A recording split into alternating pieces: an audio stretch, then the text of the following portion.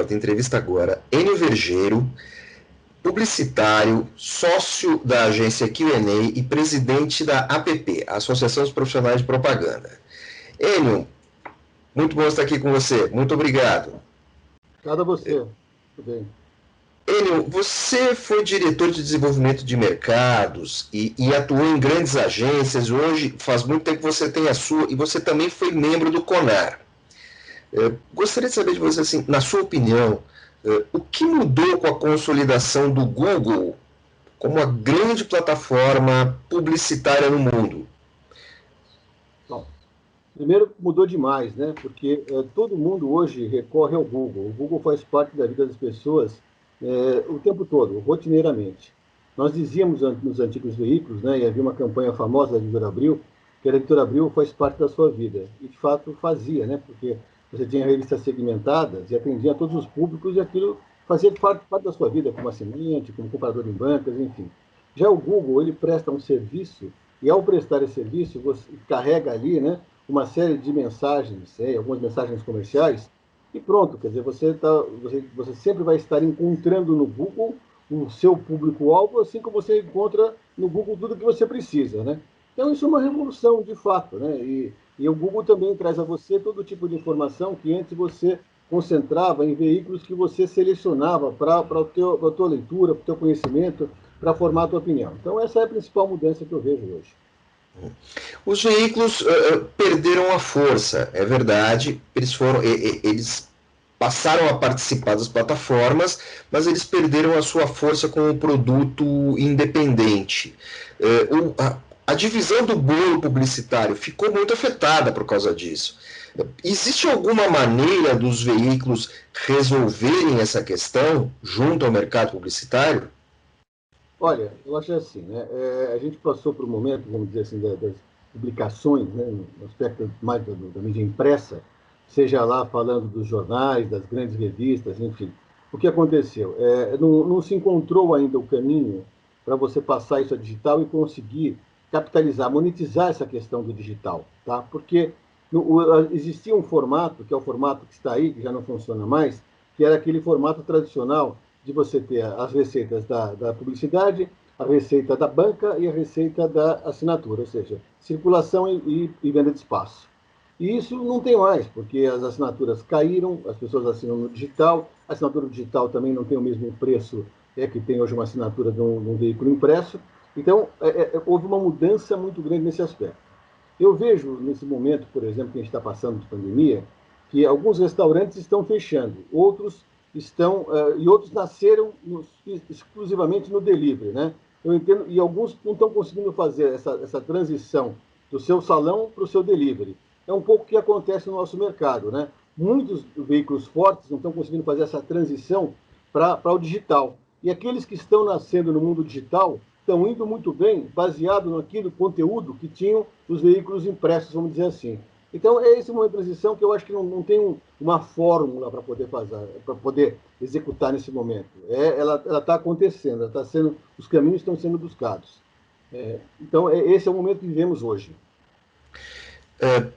Você, assim como eu, você assistiu o surgimento da internet. Eu lembro que eu participava de vários seminários, assistia os publicitários falando, o pessoal da DPZ, todo mundo comentando como seria a internet. Na época se falava, não sei se você lembra, como é que é, infoduto da informação, lembra disso? Lembro. Publicitário é louco para arrumar novas linguagens, né, novos termos, enfim, é impressionante. Então, esse era uma coisa como a gente já inventava outros lá atrás, né?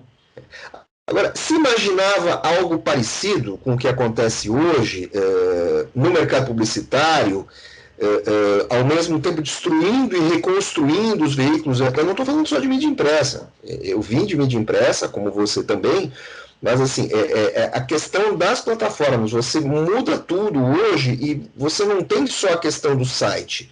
Hoje os veículos têm que se monetizar via Instagram, via Facebook, via Twitter. E isso tudo é muito pulverizado.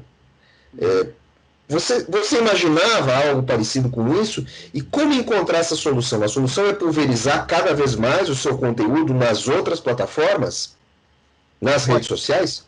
Eu entendo de uma forma que é a seguinte, né? A gente sempre teve, nos veículos impressos, principalmente, aquela questão da confiabilidade e da credibilidade.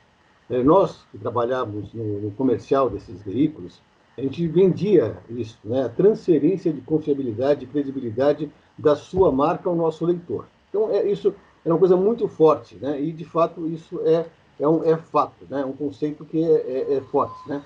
O que acontece? A relação tua com o teu jornal, enfim, é aquele que se você vê um anúncio lá, você não vai duvidar daquele anúncio, porque ele está dentro de um jornal que você tem uma relação com ele de muitos anos e tem credibilidade. Você pensaria, né, ou pensa, se isso aqui está aqui nesse jornal, é porque alguém já viu e não colocaria alguma coisa que não fosse assim. E se fosse, temos o CONAR aí para tirar isso no dia seguinte. O que acontece com essa disseminação que você está dizendo é que é aí que proliferam as fake news. Como é que você trabalha esse conceito de integração? Quando você atende seus clientes, como é que você trabalha esse conceito de integração de mídia? Porque, de certa maneira, a internet, as plataformas ainda são um pouco selvagens, né? Você pode ter ali um grande anunciante institucional, um grande cartão de crédito, um grande banco, e ao mesmo tempo você ter ali junto do lado um outro quadradinho com o que a gente chama de clickbait. Sim, sim. Como é que você pensa, como você orienta o seu cliente a lidar com isso? Porque ele está ao mesmo tempo aparecendo junto com uma grande instituição, e do lado tem o clickbait, que é completamente duvidável, porque isso está muito mais ligado à maneira com que o usuário transita pela internet, os sites que ele transita. Os clientes não reclamam disso? O que eles falam? Eu acho assim, né? Quer dizer, eu acho que eu recomendo sempre aos meus clientes, a primeira coisa é o seguinte, é a preservação da marca, né? Porque eu acho que todo o trabalho que sempre foi feito pelas agências de publicidade, nos grandes veículos de comunicação, sejam eles eletrônicos ou impressos, era a construção da marca. Hoje não se constrói mais marcas, marcas são efêmeras, elas são instantâneas, né? Então eu acho que quem tem uma grande marca, ela tem que ter uma preservação dessa marca. Preservar essa marca é ter cuidado com isso, né? Por exemplo, é o perigo da mídia programática. Talvez você consiga falar de fato com o teu público-alvo, porém você não sabe em que momento você está falando com ele, em que ambiente, em que cenário. Então eu acho esse é o grande perigo e essa é a grande dificuldade. Quer dizer, eu acho que você tem que estar também buscando, e cada vez mais essas marcas devem buscar os portais, os sites, os grupos que tenham a qualidade do conteúdo e que tenham essa credibilidade, né? Eu acho assim, até como exemplo, o Money Report. O Money Report está lá, ele está em várias plataformas, ele tem lá seus conteúdos e ele vem vindo cada vez mais conquistando credibilidade. Confiabilidade ele já tem. Por quê? Pelo nome das pessoas que trabalham, por exemplo. Então, aí você está, vamos dizer, para uma marca, você está num ambiente seguro e controlável, né? O que não acontece quando você compra a mídia programática, que ela pode parecer, a um primeiro momento, um bom negócio e pode te colocar numa tremenda numa fria, né? Você já foi consultado, você falou em fake news, você já foi consultado sobre fake news por parte de clientes querendo saber como se defender disso? E já existem ferramentas confiáveis no mercado para determinar se aquele anúncio está indo para um site clickbait, para um site de fake news. É possível hoje os anunciantes, não só os grandes anunciantes institucionais, como o banco, cartão de crédito, o governo, é possível hoje os anunciantes se prepararem para evitar esse dissabor? Eu acho assim, respondendo a tua pergunta, primeiro é assim, ferramentas confiáveis, sim, elas já existem, porém não suficientes, né, ao que se precisa no mercado.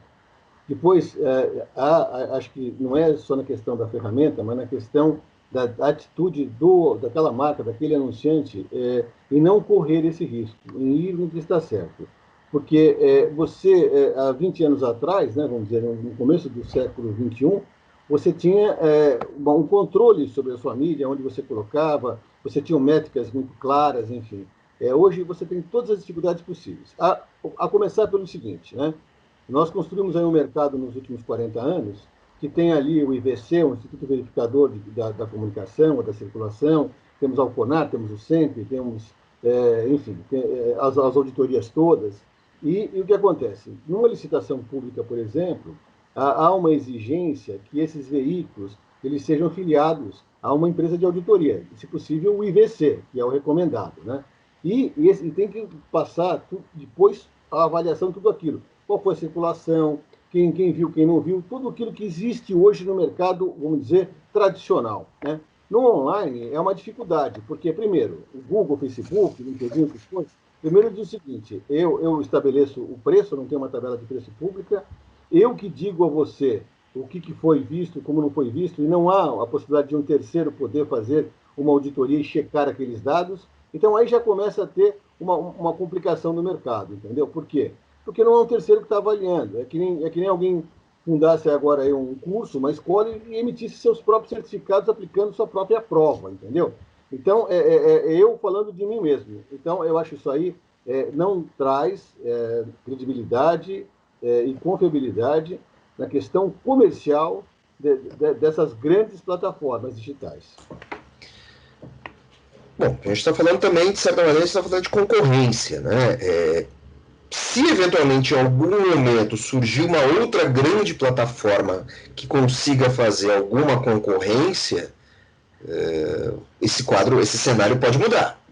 O cenário pode mudar, assim, se o que a gente chamaria, né, de exigência do mercado, mas que não está sendo atendida, é justamente isso. Se tivesse uma grande plataforma que aparecesse hoje, que pudesse concorrer com essas que nós comentamos, e que ela permitisse algumas coisas. Por exemplo, uma tabela de preço pública. Tem que haver uma tabela de preço, porque senão o preço sempre é de acordo com o cliente. A gente não gosta de praticar isso no mercado publicitário, porém eles só praticam dessa forma, né? Ali, é de acordo com o que o cara vai fazer e da sugestão, da alternativa que eles estão vendendo. E a outra coisa é uma plataforma que tivesse, de fato, uma auditoria de terceiros. Que fosse uma empresa de auditoria, que fosse o próprio IVC, o Instituto Verificador de Circulação, que é um instituto do mercado, né? Então, e hoje não tem. Você não tem esse dado. Você coloca lá, você recebe um relatório deles emitidos por eles mesmos, né? E a gente está habituado a trabalhar em ver, seja na TV, seja na TV, você tem o Cantar, Ibope, enfim, você tem nas revistas, você tem o IVC, você tem a Price, e assim por diante. Nós não temos essa ferramenta de checagem, né? E de avaliação daquele, a não ser, existe, mas emitida pela própria plataforma, né? Sem contar que remunera menos. Sim, remunera menos. Você diz assim, as agências? Claro. Exatamente, as agências e os veículos são muito menos remunerados do que eram antes. Eu acho assim, esse é um aspecto relativo, né? Porque, na verdade, as agências elas já mudaram o modelo de remuneração delas, né? Então, elas fazem seus próprios preços junto aos seus clientes, né? Então, é relativo, porque eles podem cobrar, vamos dizer assim, tanto pelo digital como pelo tradicional, de uma mesma forma. O que acontece é o seguinte, é que para você ter o resultado que você tinha de receita, você tem que ter um volume muito grande no digital para poder equiparar a receita que você tinha usando os veículos tradicionais, né?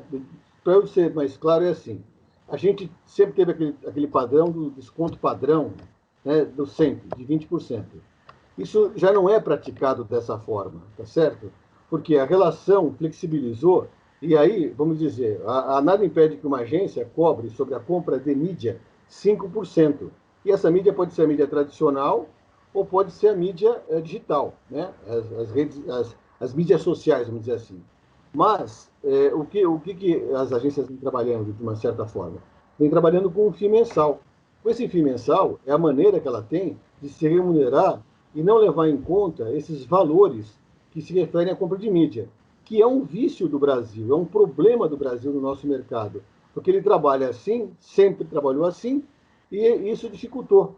Quando houve a mudança da lei, né, que era a propaganda era remunerada pela Lei 4650 de 1965, que dizia que o agenciador e a agência têm direito a 20% na intermediação de compra e venda de mídia, assim que as agências eram remuneradas.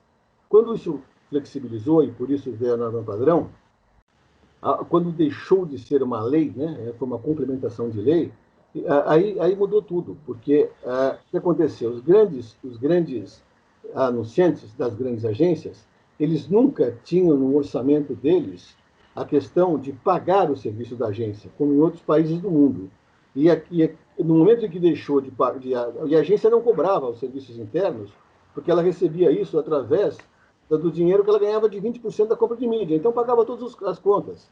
Na hora que ela deixou de ter esses 20%, quem é que paga meus custos internos? Quem é que paga aqui o custo dos meus profissionais que estão trabalhando? Então, esse foi o grande impacto que houve no mercado publicitário a partir do ano 2000. Foi isso.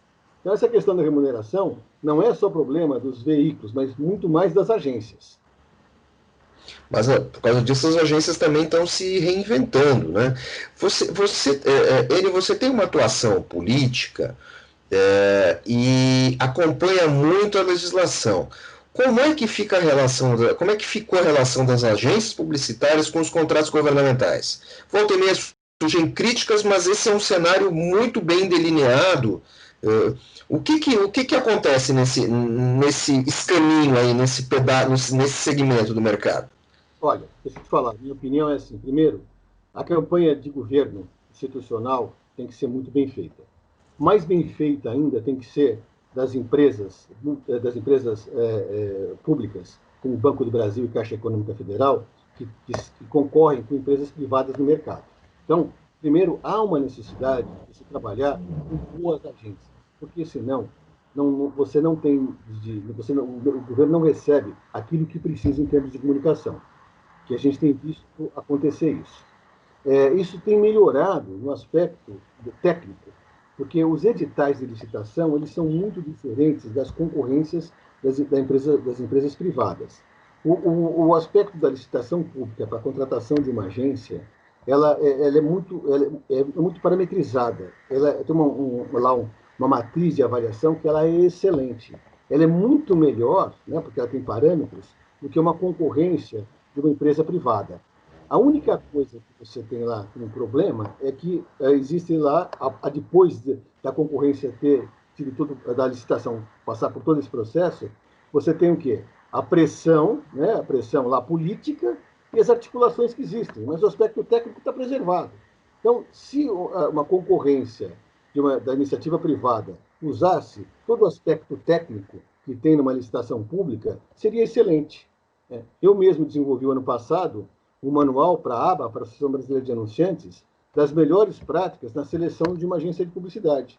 E eu me vali muito desses aspectos, desses editais. Né? Você já leu muito edital, você conhece, e existe uma complexidade no edital de contratação de agência pela subjetividade que tem uma campanha. Né? E a gente sabe disso, né? Porque a campanha ela é percebida de formas diferentes pelas mesmas pessoas, né, por profissionais iguais. Um pode achar que isso é mais adequado à sua marca, ao seu produto, enfim. Então, esse é um aspecto que eu tenho vivido, eu tenho visto isso de modo muito positivo. Eu acho e participei da última licitação do Banco do Brasil e foi excelente em termos técnicos. Eu acho que o Banco do Brasil hoje é atendido por duas boas agências, que é a Liular e a W Macan, e que prestam um bom serviço e fazem com que eles possam concorrer com o Itaú, com o Bradesco, com o Santander. Além do que, não existe mais a trava que você tinha antes. Esse é um aspecto engraçado que eu gostaria de falar, que às vezes a gente ouve e não tem uma interpretação. Eu estava uma vez com o diretor do Banco do Brasil e havia uma limitação, e estávamos discutindo por conta de uma nota que tinha saído na imprensa, dizendo que a metade da verba dele, né, de tudo que ele tinha para investir em publicidade, ele colocava na TV Globo. Então, que isso era um absurdo, que era a questão da TV Globo, que a metade do que ele tinha botava a TV Globo, dizendo isso, uma crítica a respeito disso. Ele falou, e aí existia uma limitação da SECOM Federal, que dizia, você não pode colocar mais da metade da sua verba concentrada num só veículo. Então, ele ia até o limite, tá? Ok. Só que ele, o seguinte, eu não quero colocar 50% da minha verba anual na TV Globo. Eu quero colocar 70%. Por que eu quero colocar 70%? Porque é o que os meus principais concorrentes fazem. Então, eles colocam 70% por cento do valor que eles têm numa conta técnica. E ninguém discute isso, porque a empresa privada faz o que quer, como quer. E quando ele vai fazer isso, então, o cara diz que não é uma mídia técnica, é uma mídia política.